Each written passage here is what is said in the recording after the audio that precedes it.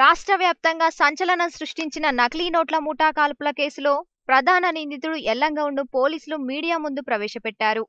కరుడుగట్టిన chain snatcher Shiva encounter అనంతరం ఎల్లంగౌడ్ తన న్యాయవాది సాయంతో కోర్టులో లొంగిపోయిన విషయం తెలిసిందే.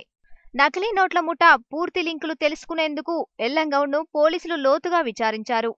ఈ మేరకు ఇవాళ సైబరాబాద్ కమిషనర్ సివి ఆనంద్ నిందితుడు ఎల్లంగౌడ్ను విలేకరుల సమావేశంలో ప్రవేశపెట్టారు. ఈ సందర్భంగా సివి ఆనంద్ మాట్లాడుతూ ఎల్లంగౌడ్పై తెలంగాణలో 15, కర్ణాటకలో 3 కేసులున్నాయని తెలిపారు. సంఘటన జరిగిన రోజు ఫేక్ నోట్ల ముఠా జరిపిన కాల్పుల్లో ఒక కానిస్టేబుల్ మృతి చెందాడని, మరో ఎస్ఐ తీవ్రంగా గాయపడ్డ విషయం మీకు తెలిసిందేనని, నిందితుని వద్ద నుంచి 4 రౌండ్ల బుల్లెట్లు, కారు, 69,000 రూపాయల నకిలీ నోట్లను స్వాధీనం చేసుకున్నామని ఆనంద్ తెలిపారు. కాల్పుల్లో గాయపడ్డ ఎస్ఐ వెంకటరెడ్డిని ఈ సందర్భంగా సివి ఆనంద్ సన్మానించారు.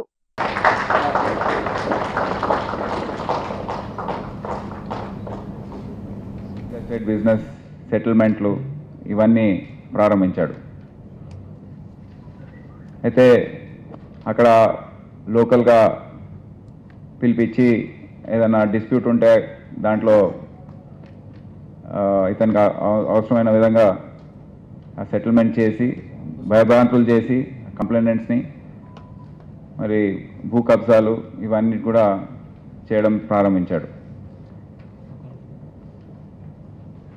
అయితే ఈ వేరే గ్యాంగ్ మెంబర్స్ ఎవరైతే ఉన్నారో ఎడ్ల మధుసూదన్ రెడ్డి మరియు తడకపల్లి వెంకట్తో ఇతనికి కొన్ని తేడాలు వచ్చాయి. అంటే కొన్ని చేయని నేరాల్లో నా పేరు పెట్టారని వారిపైన ఇతను కోపంగా ఉన్నాడు. వాళ్ళ మధ్య గొడవలు కూడా జరిగాయి. కోర్టులో ఒకసారి అటెండ్ చేసేటప్పుడు ఒకరిపైన ఒకరు దాడి చేసుకున్నారు. దాని తర్వాత ఒకరినొకరు చంపుకోవడానికి వాళ్ళు పథకాలు వేసుకున్నారు. అయితే ఈ క్రమంలో ఇతను ముస్తఫా అనే ఒక వ్యక్తిని, ఒక నేరస్తుని కలిశాడు.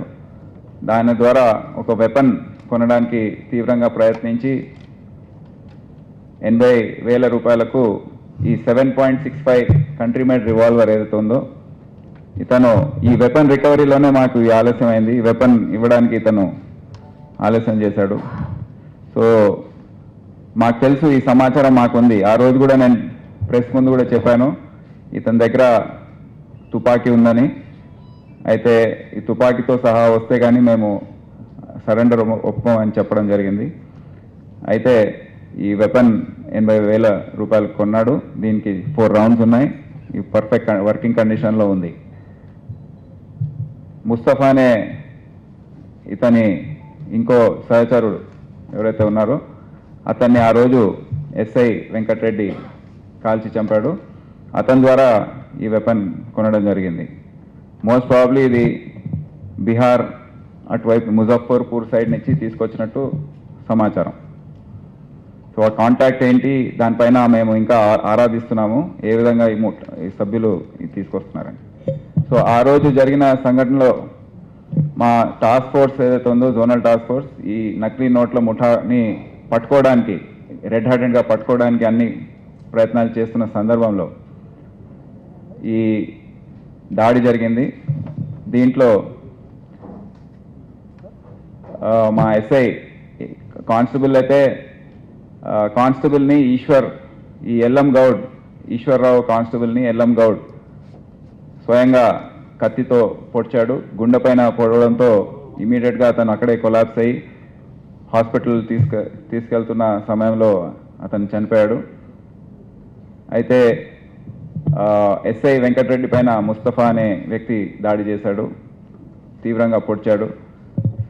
అతను అక్కడే కొలాప్స్ కాకముందు తిరిగి ఎంతో ధైర్యం ప్రదర్శించి అటువంటి కండిషన్లో కూడా అతని పైన ఫైరింగ్ వెపన్ కాక్ చేసుకొని అతన్ని కాల్చి చంపడం అనేది మా డిపార్ట్మెంట్కే చాలా గర్వకారణం.